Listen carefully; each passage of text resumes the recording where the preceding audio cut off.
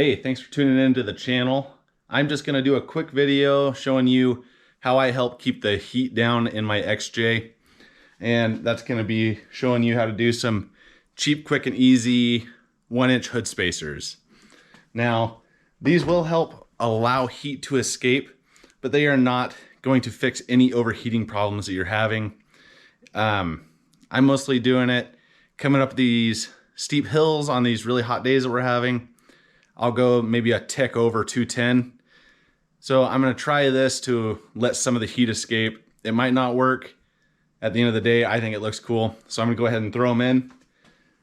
Just to go over some of the pros and cons of doing do-it-yourself hood vents or spacers, I should say. It looks good. It allows heat to escape.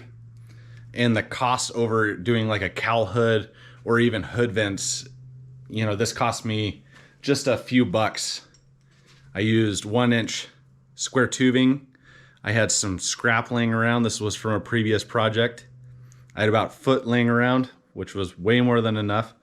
And then I had run to the hardware store and grab 4 bolts that were the same thread as the Jeep is factory, but were about 1 inch longer. And at the same time, I grabbed some washers. As far as cons go, looks could be a con. A lot of people don't like the look. They think it makes it look like you wrecked your Jeep and just never fixed that part of it.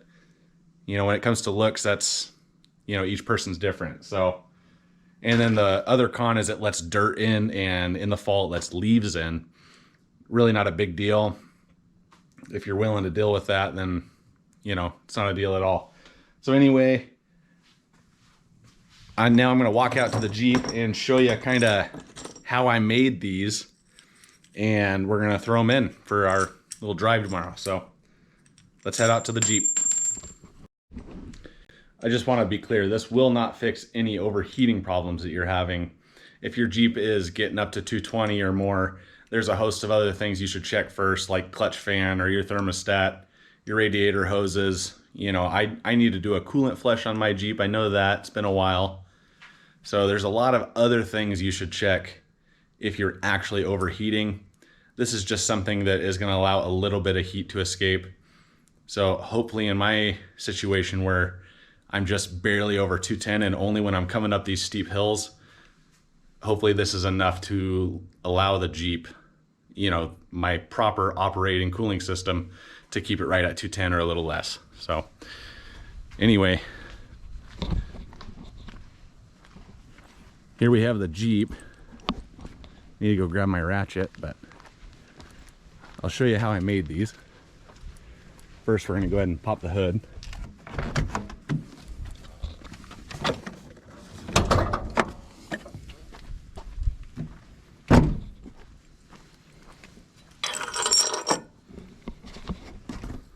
So this is definitely something that's gonna be a lot easier if you have a helping hand. I don't. Not today. But anyway, when I made these originally, I took my long piece, you know, I had about a foot of 1-inch square tubing, and I just held it up kind of where it needs to go. And then I had made a mark on the square tubing, so about the length it needed. Walked over to the chop saw and I cut 2 chunks of 1-inch square tubing that was the right length. And then I brought the chunks over and I held them up in there, and then I made some Sharpie marks on the 1-inch square tubing in those 2 spots, and then I went over with my drill and drilled it out. I left a little extra wobble room for the bolt so that you know, there's a little bit of adjustment when it's in there. So it really was as simple as that as far as making them goes. The install is actually a lot more difficult. So I'm gonna go grab my 1/2 inch ratchet and we'll get these installed, and I'll show you how I do. If you're doing this unassisted, or even if you do have a helping hand, it might be a good idea to grab something like this moving blanket and stuff it in the gap over here where you know, between the hood and the cowl, That way if it does slide out of your hands or your helper's hands, you're not digging that metal right into your paint. So these were a 1/2 inch heads. I forget the actual specs on the bolts, but when I originally made them, I started by, oh, there's some paint on there. I started by removing just one of these.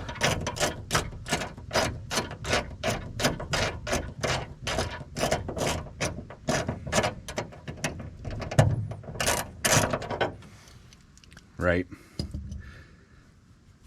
So that's the hardware that's in there from the factory. And I took that down to the local hardware store.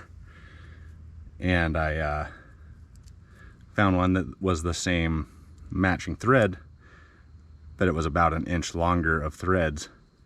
That way when the 1 inch spacer is in there, you still have enough thread.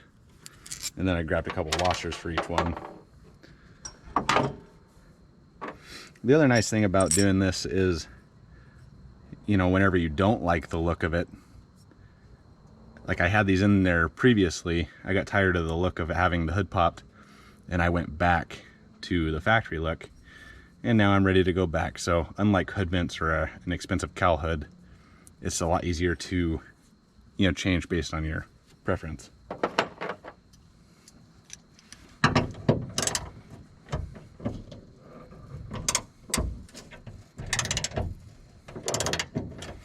So be really careful when you're undoing this second bolt.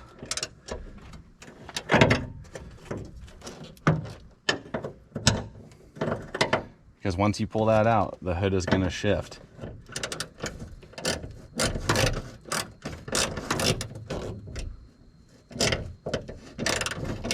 can already see that blanket doing its job, so that's definitely recommended. Now, I know it's kind of dim lighting.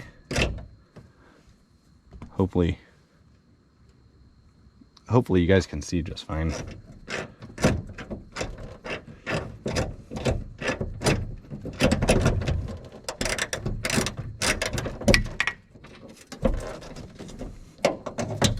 Okay. Now that I've worked that other one out, you can see that there are these shims. These are from the factory. They're just for alignment.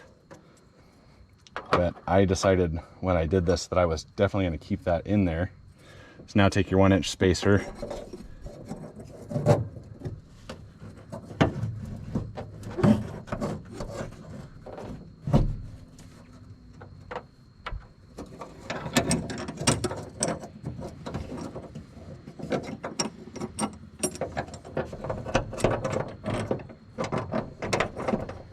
Go ahead and run one of your bolts up. Don't forget your washer.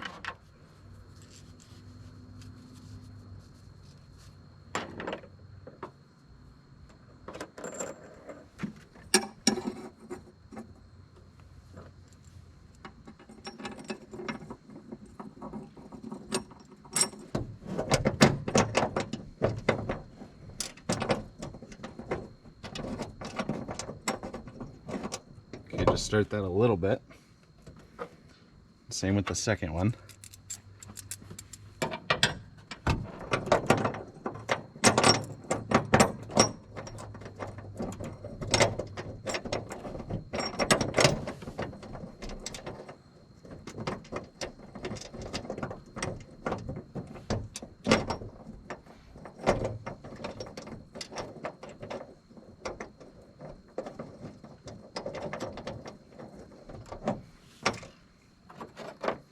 And then you're going to want to grab your washers again and fish them in there.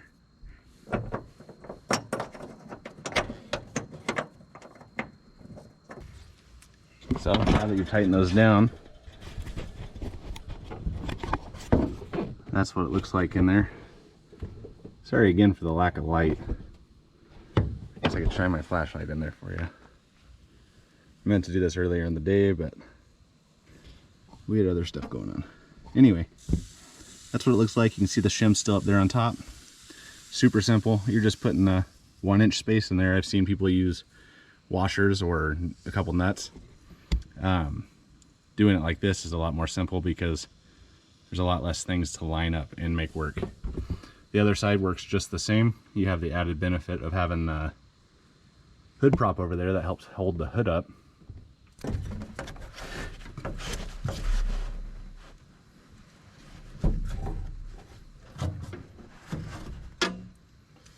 Moved that moving blanket over to this side.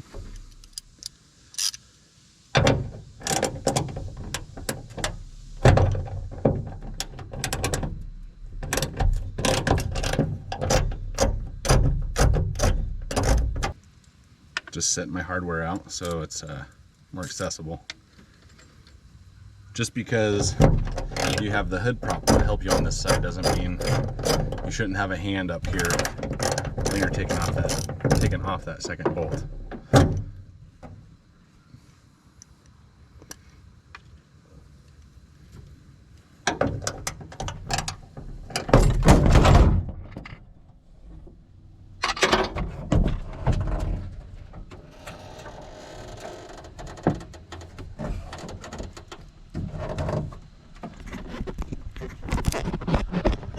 And that's why you should have your hand up there. I didn't listen to my own advice and the hood dropped.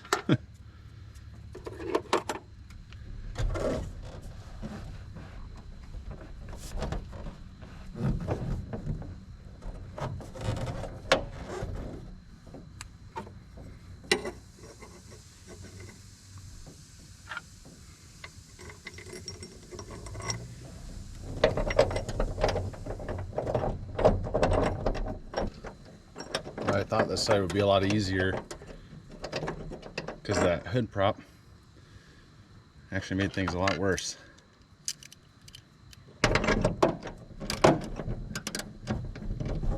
Just because I was being lazy and not following my own advice. But making mistakes is all part of the deal, you know.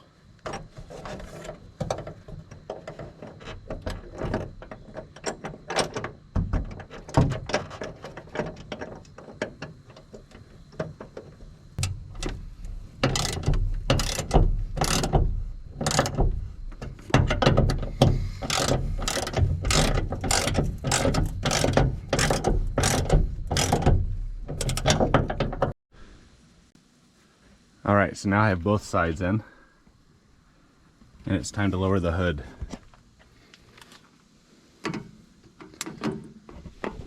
So especially since I just dropped it and there's a chance that I tweaked that bracket over there,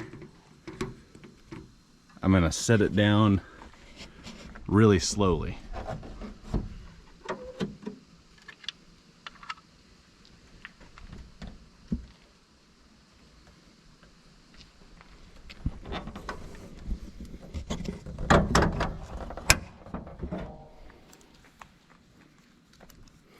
You want to pay attention to your body lines as you put this hood down.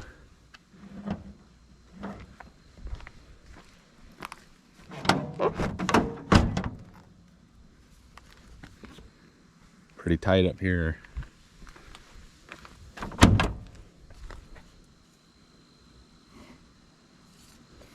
That's not going to be perfect because this isn't how the hood is supposed to be.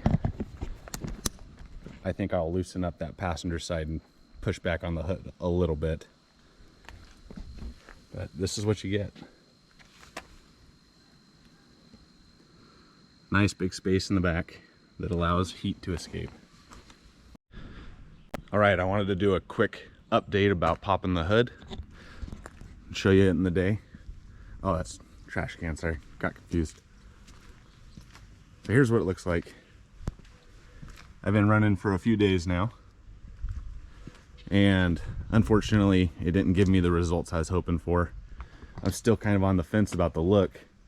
Like I said earlier, it's easily, you know, converted back to stock. So tell me what you think. Does it look good? Do you like the look of the popped hood? I'm not sure, and it didn't give me the cooling I was hoping for. You know, I'm running about what I figure about 220 going up these steep hills on a hot day. So now my next step is gonna be to flush the cooling system and maybe throw a new thermostat in there since they're cheap and easy. But anyway, that's how it looks. If you guys have any questions, go ahead and leave a comment and I'll get to those. Let me know what you think. Do you like the way it looks? I'm not sure. As always, thanks for watching the video. Please consider subscribing to the channel. It really helps me out. And I'll see you next time.